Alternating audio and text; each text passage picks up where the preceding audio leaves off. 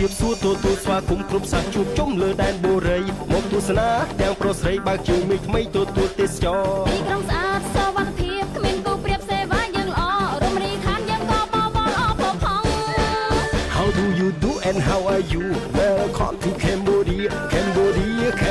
we serve you best what do you want ជំរាបសួរសូមស្វាគមន៍មកកម្ពុជា Happy to see you here Cambodia